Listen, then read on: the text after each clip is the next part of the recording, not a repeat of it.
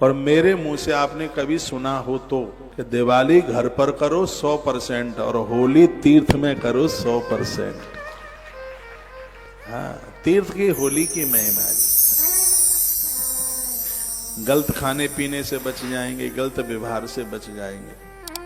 तो परसों 2 तारीख है और 2 तारीख को आप रहेंगे तो आपने ऐसे होली जलती नहीं देखी होगी। तुलसीवन आश्रम में पीछे गौ माता का प्रांगण है, गैया है, वहां भी गाय हैं, गौ माता, आप दर्शन करते होंगे। तो वहां पर हम होली में करील की लकड़ियां बहुत ज्यादा प्रभावी होती हैं।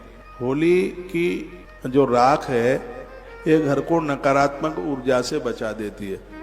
1 साल से लेकर 3 साल के बीच में जन्मे हुए बच्चों के भाल पर ये राख लगाई जाए तो बच्चे जादू टोने टोटके से बिल्कुल बच जाते हैं। जो नारी गर्भिणी है उसकी नाभि से यदि इस होली की राख को लगाया जावे तो उसके गर्भ में संतान मौत को प्राप्त नहीं होगी। इतना बड़ा प्रभाव है इसका। घर में छोटे बच्चों का जन्म हुआ है, उन्हें कंधे पर बैठा करके जलती हुई होली की परिक्रमा लगाई जाती है। होली में गेहूं की बाल भूनने से देश में अन्न की कमी नहीं आ सकती, अन्नपूर्णा का भंडार खाली नहीं हो सकता। ये जलती हुई होली में गेहूं की बाल भूनी जाती है, उससे अन्न की वृद्धि होती है, अन्न की समृद्धि होती है। और मैं कहना चाहूंगा कि होली की जो जलती हुई आग है इसको झप बोलते हैं। जिनको साल में बच्चों का जन्म हुआ है उनको उसका दर्शन कराया जाता है। इससे आंख की रोशनी बढ़ती है, नकारात्मक सोच खत्म हो जाती है। तो ये होली इतनी ज्यादा अद्भुत है। होली में चलो रंगों का तो ये सब कुछ होता ही है, होली को मुहूर्त में जलाने की बड़ी महिमा है, बहुत ज्यादा। होली में भद्रा देखी जाती है, होली में तिथि देखी जाती है। होली जले उसमें पड़वा नहीं आनी चाहिए, ऐसा निर्णय सिंधु में लिखा है।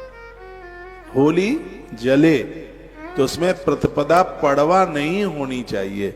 वो पूर्णिमा में जले तो बहुत ज्यादा बढ़िया है।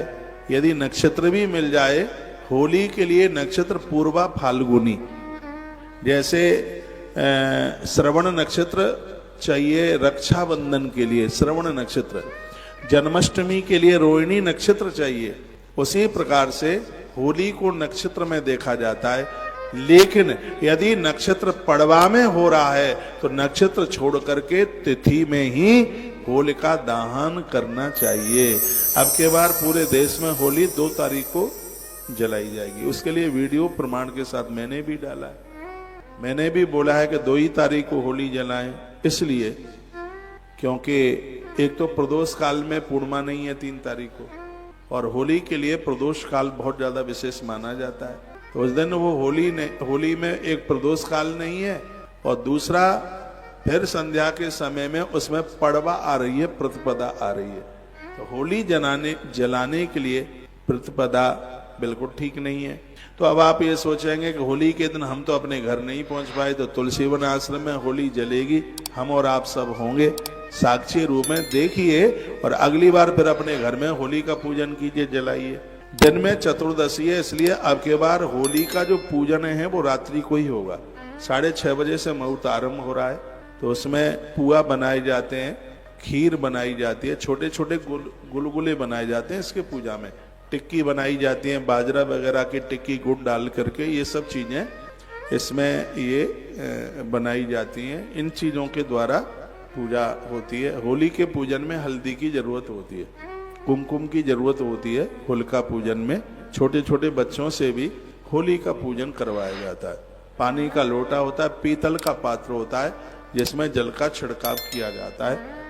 और उसके तत्पश्चात में घर का कोई वृद्ध है उसके द्वारा होली जलवाइए। कोई दादा है, कोई वृद्ध है, कोई महात्मा है, कोई गुरु है, होली उनसे जलवाई जाती है। या और कोई गांव का कोई ऐसा है, वैसे गांवों में होलिका दहन करने वाले लोग होते हैं, तो उनके द्वारा यह होली जलवाई जाए तो इससे नकारात्मक सोच, नकारात्मक ऊर्जा समाप्त होती है, वही मनुष्यता समाप्त होती है।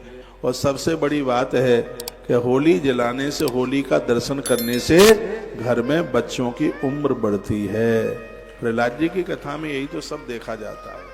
तो होलिका दुर्गुणों को जला करके खत्म कर देती है। तो होलिका दहन हुआ है, तो उसमें होलिका एक राक्षसी थी, दूसरे शब्दों में उसका नाम है ढुंडुला। प्रहलाद जी की सगी बुआ थी ढुंडुला, हिरण्यकश्यप की बहन थी, उसका नाम था ढुंडुला, जो प्रहलाद जी को गोद में लेकर के बैठ गई। महात्मा लोग आ गए, बाहर निकल के गुफाओं से कहा, भगवान यदि प्रहलाद जी को कुछ हो गया तो तुलसी माला तोड़ देंगे, कमंडल नदी में बहा देंगे, नहीं तो कुछ होना नहीं चाहिए बिल्कुल।